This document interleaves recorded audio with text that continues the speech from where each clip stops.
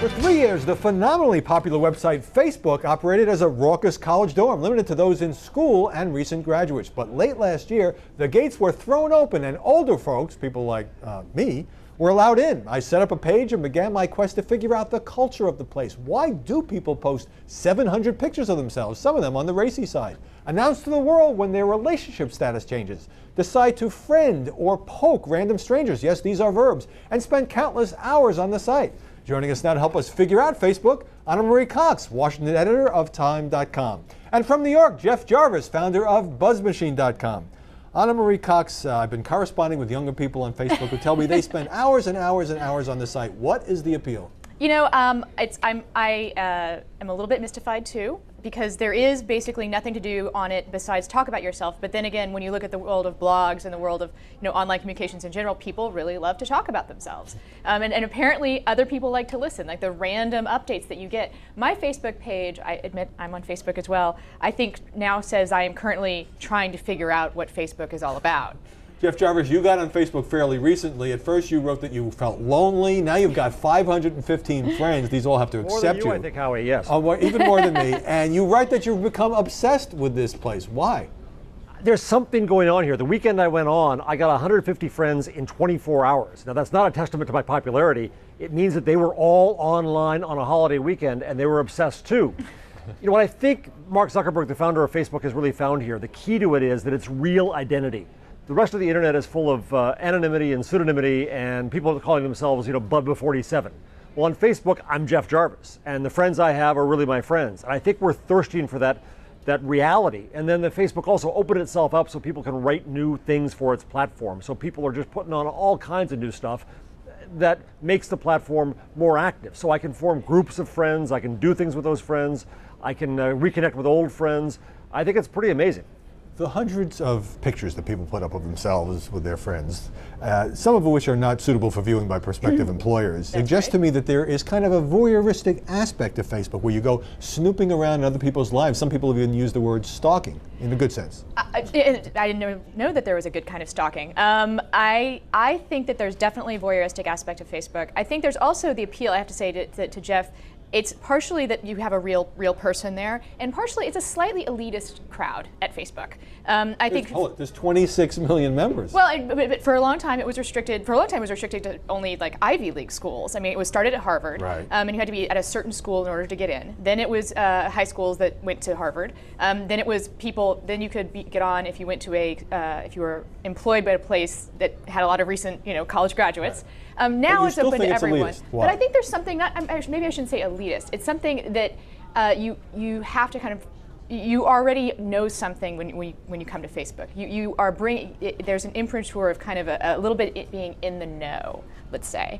And I think as far as its relationship to MySpace goes, MySpace being the other very popular social networking site, I think that because MySpace allows people to be anonymous, unlike Facebook, it is also more open to people who are a little bit weird, a little bit different, a little bit maybe who want to play games with their identity. Facebook kind of asks you to be who you are, which is good for people who are good at that. Jeff Jarvis, there is this, as you know, news feed that automatically tells you what all of your friends are doing, whether they went out to the movies, what they had for lunch, what books they're reading, whether they broke up with the boyfriend or girlfriend. Now, one of my cyber friends on Facebook, Kelly Saylor, writes, the news feed doesn't feed news, it feeds exhibitionism and egotism. The cult of celebrity, she says, has trickled down to the masses and made us all alternately nosy and self-important. Your thoughts? No, I think we already live in public, and we all want to be famous, don't we? We all want to be on TV. The news feed is really not about the wisdom of the crowd that we talk about, James Surowiecki's title of his book, the wisdom of the whole crowd, of the whole internet. Now it's the wisdom of my crowd.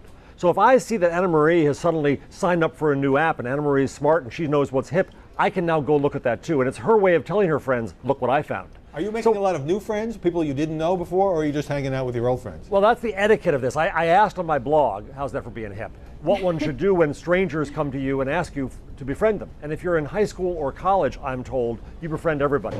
But at our snobbish age, we just befriend those who we're really friends with, because it's kind of an endorsement and because it's also the people who are going to populate that news feed of mine. I wish I could have a kind of sandbox over here where I get to know folks in the lobby. But generally, no, the people I befriend are those people I really know.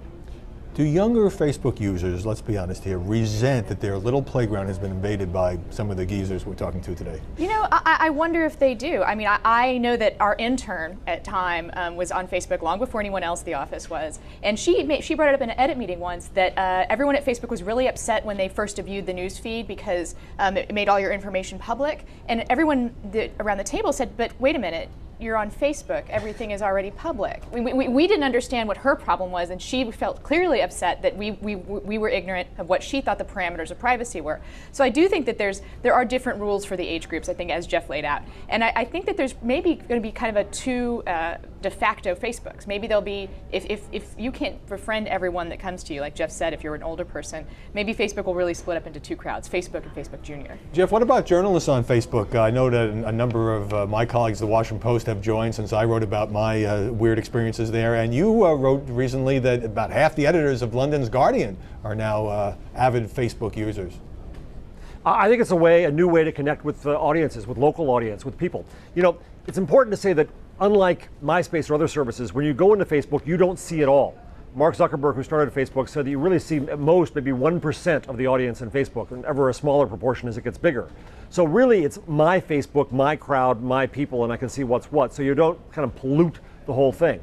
But it allows journalists to come in and join local societies, join other things. The Guardian's a media podcast. Right. Emily Bell, the head of online there, said that being on Facebook just increased their viewership, their listenership by 10%. So it's a new way to talk with people. Sometimes a way of doing reporting as well. Jeff Jarvis, Anna Marie Cox, see you on Facebook.